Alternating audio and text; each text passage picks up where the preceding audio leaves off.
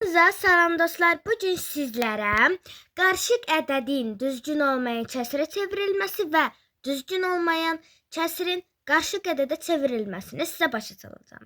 Gəlin videoya başlayaq. Ancaq kanala abunə olub like atmağı unutmayın. Gəlin ilk düzgün olmayan kəsrin qarışıq ədədə çevrilməsini sizə başa salım. Əslində bu sadə bir dərsdir. Sadəcə biz bunların hansının qarışıq ədəd olduğunu, hansı isə düzgün olmayan kəsir olduğunu bilməliyik. Düzgün olmayan kəsirlər. Düzgün olmayan kəsirlər məxrəci birə bərabər olan ədədlər. Məsələn 7-də 7, 6-da 6, 4-də 4, 1-də 2-də 2 məsələn belə. Bir də var ki, məxrəc budur, surət isə budur. Yəni məxrəci əslində böyük olmalıdır. Ancaq düzgün olmayan kəsirlərdə məxrəc surətdən kiçik olur. Məsələn, biz 2-də 1-dirsə, o düzgün olan kəsirdir. Ancaq 1-də 2 düzgün olmayan kəsirdir. Çünki bu surətdir, bu isə məxrəcdir. Yəni məxrəc məxrəci kiçik ədəd görürüksə, amma surət ondan böyükdürsə, bilin ki, bu düzgün olmayan kəsirdir. Ancaq məxrəcin surətdən böyük olduğunu görürsənizsə, bu düzgün olan kəsirdir. Yəni biz düzgün olan kəsiri qarışıq ədədə çevirə bilmərik. Gəlin sizə qarışıq ədədin də nə olduğunu başa salım. Qarışıq ədəd tamla olan kəsir hissəsidir. Yəni tamla olan kəsirlər bu qarışıq ədəddir. Məsələn 9 tam 6-da 1, 2 tam məsələn 4-də 7, belə yəni tam olmalıdır qarışıq ədədlərdə. Ancaq düzgün olmayan kəsirlərdə isə məxrəc ya surətdən kiçik olmalıdır, ya da məxrəc və surət birə bərabər olmalıdır. Yəni eyni ədəd olmalıdır. Gəlin indi keçək. İndi 5-də 6-yı gəlin çevirək qarışıq ədədə. Qarışıq ədəd də başa saldım sizə düzgün olmayan kəsirdə. Gördüyünüz kimi burada məxrəc surətdən kiçikdir. İstər bir vahiddə kiçik olsun, 3 vahiddə kiçik olsun, 4 vahiddə olsun. Yəni fərqi yoxdur. Əsas odur ki, kiçik olmasıdır. Gəlin başlayaq.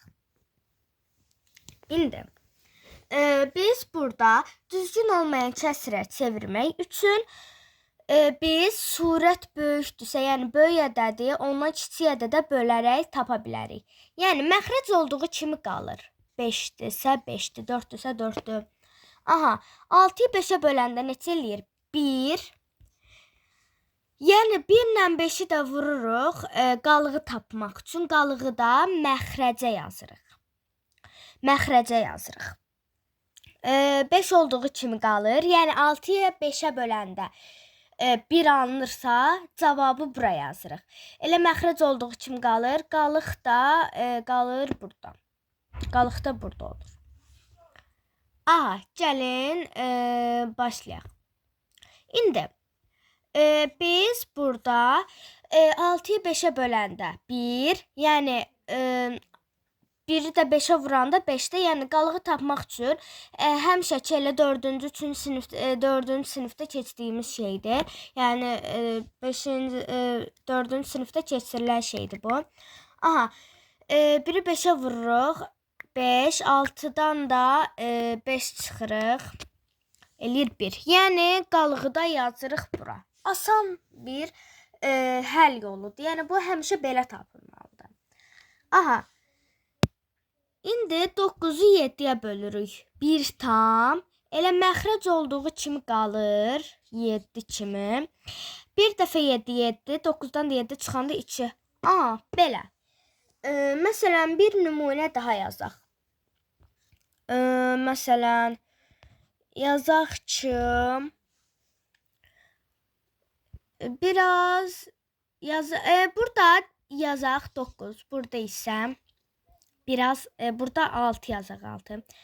Burada isə 13 yazaq.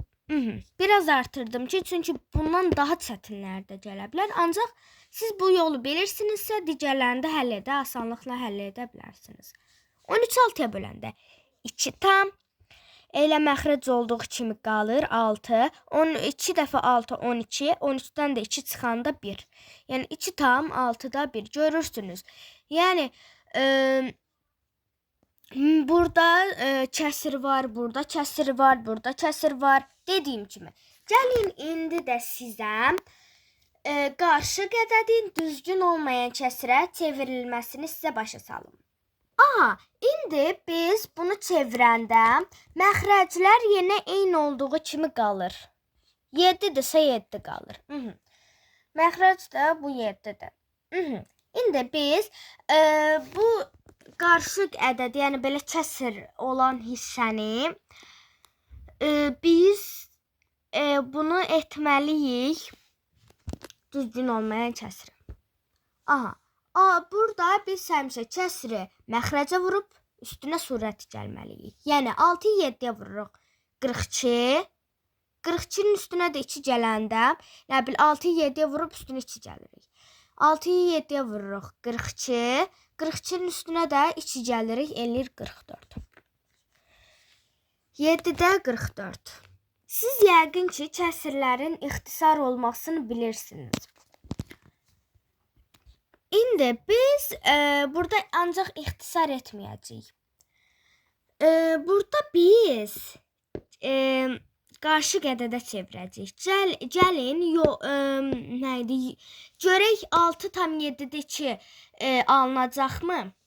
44-ü 7-yə böləndə 6 tam 7 yenə həmişə olduğu kimi qalır düzgün olan kəsirə, düzgün olmayan kəsirə. Qarşı ədədə də çevirəndə qarşı ədədi düzgün olmayan kəsirə də çevirəndə. Aha, 6 dəfə 7 42, 44-dən də 42 çıxanda 2. Deməli cavab 6 tam 7 2, 6 tam 7 2. Deməli bu etdiyimiz həll düzgündür. Keçək 3 tam 5-də 9-a. Görürsüz burada tamlar var. Aha, indi məxrəc dediyim kimi qalır 5. 3-ü 5-ə vurub üstünə 9 gəlməli. 3 dəfə 5 15. 15. Üstünə də 9 gələndə 24. Gəlin indi bunun düzgün olub olmadığını yoxlayaq. Dostlar, misalı dəyişdirdim.